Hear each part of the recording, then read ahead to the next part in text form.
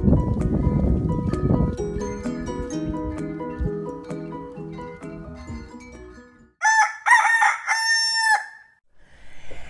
guys, welcome to Appalachia's Homestead. Patara with you today. Been wanting to make this video for at least a week, and things are just so busy and crazy that I haven't gotten to this topic. So we're running some errands, but I wanted to film this real quick, and I was going to take you around and show you some things. The wind is so heavy up here. We had a huge hailstorm come through last night. We have a big cool down that's come in, so the wind is just, it's not going to happen.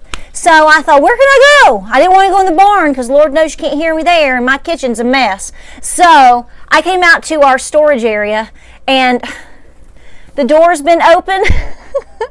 And by the Easter egg mess over here on the floor, which my chickens have made, because a couple of them get in here, those those superhero girls I call them, I have 3 new eggs today. They were not here this morning. So I thought, so we're just going to have a little ambiance here with my spring decor. So what I want to talk to you guys about, is about pulling back your homestead. I think this is a conversation that everybody needs to have, because I know there's a lot of people that are just pushing, trying to get to a new homestead, establish their homestead, expand. I can, right off the top of my head, I can think of dozens of people right now, literally. So I want to talk to you about that because I think it's important, and this is hard for me. This goes against the grain of my own personality. You probably could figure that.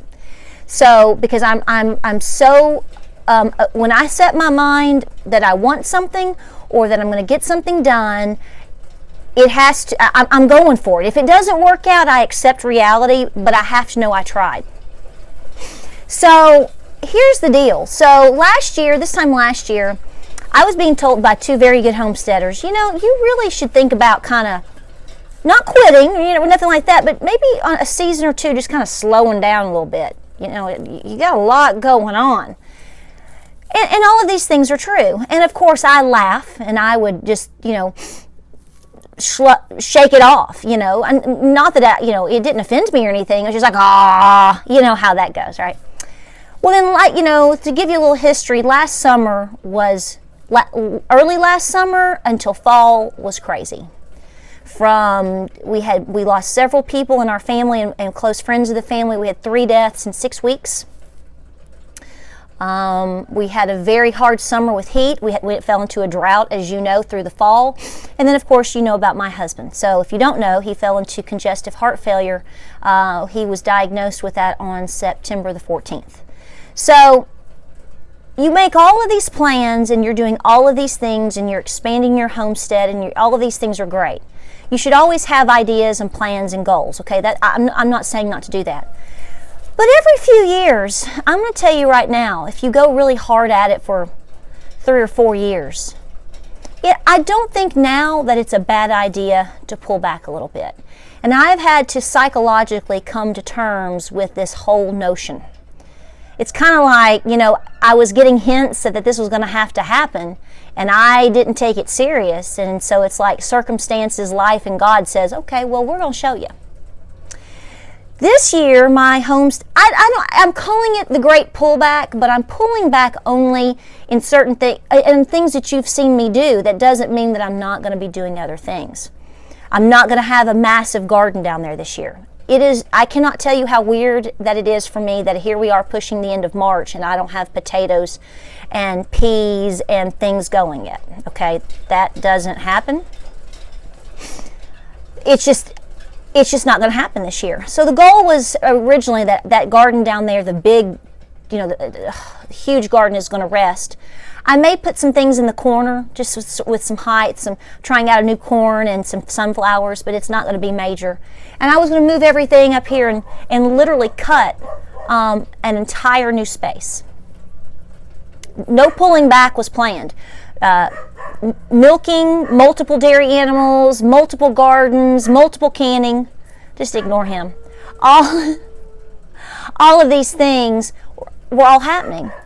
And now that it's come into spring and we have so many things going on with homeschooling, I realize we have a lot of unfinished projects. I don't want a big hodgepodge of a homestead. That doesn't do anybody any good. You literally can take yourself and just stretch yourself so thin that what do you really get accomplished? Okay? My homestead and our journey is about us learning skills.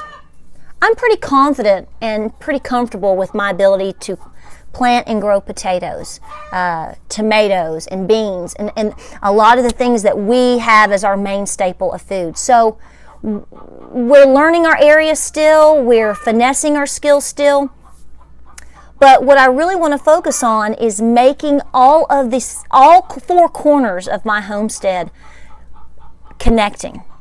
Okay, so we have to finish a woodshed. We have all the materials, everything here that we need to build a huge woodshed, and it was being built the week my husband got sick. Literally, he took vacation that week. He was off when he got sick.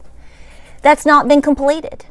I want to move my ducks in that area over there and make it better. I want to finish my milk stanchion area and make it nicer. I want to expand my field. I've got some odd projects with my house. So I'm just going to work on my Back to Eden garden up here. My Back to Eden garden would not feed my family in a crisis. It would supplement and help us, but it's, and I know that. So to answer the question in terms of preparedness, if you know you're going to rest the ground and rest your body in one particular area, I think that's good. I think that's okay. You need to rest your mind and rest your soul. But I do plan to press forward with my canning. My Mennonites can help me out this year, that sort of thing. I want to keep the food storage and food pantry and skill sets going, but you've got to zone in, okay? I think a lot of us, a lot of times, see all of these different things and we feel pressure to keep adding and adding and adding. I think it's really important for you to pull back and go, okay, whoa, hold on, wait a minute, put a little puppy in it, hang on. Is my chicken coop how it needs to be? Are my hens happy? Are my nesting boxes good? Are they safe? Are my hens healthy? Do I really need to get pigs this year? I'm not. No, I'm not. Probably not.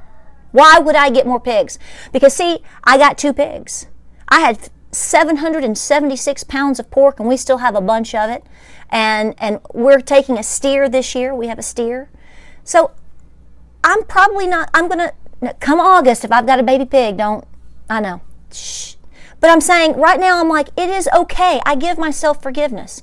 I don't have to get a pig because the reality is I may have 2 does that are bred right now. Maybe it's time to focus there. So in the meantime, give that a little bit of rest, work with what I've got, work with what meats that I have, and focus on making my dairy better. Does that make sense? Instead of planting 30 more apple trees, which isn't necessarily a bad idea, but nonetheless, maybe I'm going to work more on my blackberries this year. I'm going to change that. I'm going to, work on that. So take pressure off of yourself in some aspects and make what you have good. Okay? Having 100 hens that run amok does you no good, because if they run amok and they're at risk of predators or aren't healthy or happy, you're not going to get the egg flow that you want. You would be better off having 20 or 30 really good hens in a smaller coop that you can manage. So I want you all to think about these things because I know people are just putting so much pressure on themselves. I don't know if it's due to social media. I think we see a lot of things that aren't necessarily happening in real life. I think we see things that aren't necessarily feasible to us. What somebody is doing in Maryland or in Wisconsin or Arizona doesn't apply to me. And what I'm necessarily doing in East Tennessee doesn't apply to you or them or whoever. What somebody's doing down in the Tennessee Valley doesn't necessarily apply to me up here on the mountain, because let me tell you why. They may be starting to plant their gardens right now, you would be a fool to do that right now beyond peas and lettuce and carrots. Because up here, you come halfway up the mountain, man, you hit that, you can just see that zone of where the weather just changes from the elevation. So things are different for different people and different reasons. Another thing that I'm doing this year is I've got a boy that's going to be a senior in high school. I've got another boy that's entering high school. I'm homeschooling this, preparing one kid for high school, another boy's in middle school, and my oldest is getting ready for college. I got to take care of my family. I got to make sure that we're on par with school. I've got to make sure that my husband is having, is really taken care of in terms of his health and his cardiologist appointments and things like that. I'm taking the pressure off. I'm giving myself grace. I'm giving you a little bit of grace. So think about, walk outside and look around. If you're new on your homestead, take things slow, because you've got to learn your area. I mean, here I am up here 4 years later on this location. And there's so many lessons of, I wish I had planted that over there, or I'm going to change that, or I'm going to add to this, or we're going to make this better. And sometimes you start these projects and then they get put on hold for whatever reasons. And that's just part of it. So I'm going to rest the ground some this year. I'm going to rest my body a little bit more this year. Because the thing is, if something were to ever happen, I want to know that at any moment that, quote, game is on, that I have everything established as well as it can be. You can't go back and it's going to be really difficult to reestablish things should there ever be a time in which you're fully dependent or more than halfway fully dependent upon your homestead. So in the times where times are good and plentiful, or things are more feasible for you to accomplish these goals and projects, do so. It may just mean giving something a rest for a while, a season, a year, and that is okay. Just make sure that you are getting it to where it needs to be so that when you do come back full force at it, it's ready to rock and roll. I hope you like this video. I hope it helps you out. I hope it encourages you. I know you're not really encouraged seeing a hay bale. Well, these might encourage you. These are pretty eggs. They're very encouraging. So, like I said, these girls, I've got 6 girls right now that are roaming around, I'm letting them. They come out during the day and they pick around and they're in the back to Eden garden and they come over and they want treats and all that. I'm sort of letting them have that as a little leisure right now because I'm not in the garden fully yet. So I'm just sort of hanging loose. One of them, I clipped their wings, clipped her wing. Didn't do any good. Lois Lane, she's crazy. I love her. All right, guys, check us out on Facebook, Instagram, and Pinterest. Hope you're coming to the Great Appalachian Homesteading Conference. I hope you're getting your tickets because holy moly. Guys, big. Think big. Go big and go homestead, right? We'll see you next time. Y'all take care out there and always do what works best for your farm. Don't gauge it against somebody else because they're not running your life and running your farm. Only you are doing that, so you know what you need to do. Y'all take care out there.